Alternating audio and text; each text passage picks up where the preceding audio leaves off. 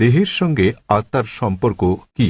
আপনার জানার মতে মৃত্যুর পর আত্মা দেহ ত্যাগ করে কিনা?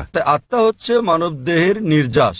আল্লাহ সুবহানাহু ওয়া তাআলার অন্যান্য সৃষ্টির তুলনায় মূল গুরুত্বপূর্ণ বিষয় এটা। সর্বশক্তিমান ঈশ্বরের সৃষ্টি, মানুষের সঙ্গে তাদের বড় ধরনের পার্থক্য হচ্ছে এই আত্মা, এবং এটাই হচ্ছে সারাংশ যা একজন ব্যক্তির মৃত্যুর পরও থেকে যাবে। পরে এটা আলোচনা করব। বিজ্ঞানের যতটুকু সংশ্লিষ্টতা রয়েছে তাতে বিজ্ঞান আত্মা নিয়ে কথা বলে না। এখনো বিজ্ঞান সে পর্যায়ে পৌঁছেনি যে পর্যায়ে পৌঁছলে আত্মার অন্তঃসার রহস্য উদ্ঘাটন করা যায়। তবে গবেষণা করা হয়েছে, যখন কোনো জীব মারা যায়, উদাহরণস্বরূপ মানুষের সঙ্গে তুলনা করলে, যখন একটি প্রাণী মারা যায়, মৃত্যুর পরক্ষণেই সেটির ওজনের কোনো তারতম্য ঘটে না। তবে যখন আমরা একজন মানুষের ওজনের বিষয়টি বিশ্লেষণ করি, যখন তার জানকবজ করা হয় এবং সে মারা যায়, তাৎক্ষণিকভাবেই তার ওজন কমে যায়।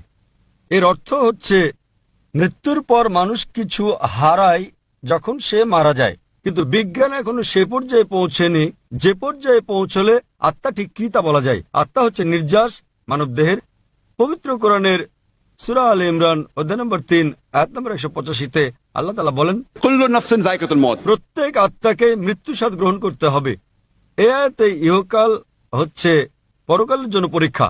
কোরআনে আল্লাহ বলেন সূরা মুলক অধ্যায় নম্বর 67 আয়াত নম্বর 2, আল্লাযী খালাকাল মাউতা ওয়াল হায়াতা, অর্থাৎ আল্লাহ জীবন ও মৃত্যুকে সৃষ্টি করেছেন তোমাদের মধ্যে কর্মে কে উত্তম তা জানতে।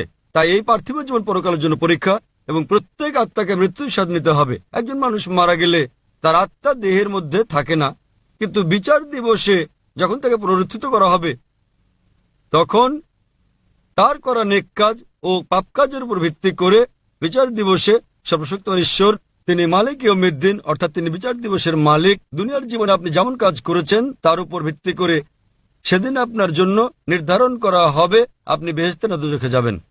সুতরাং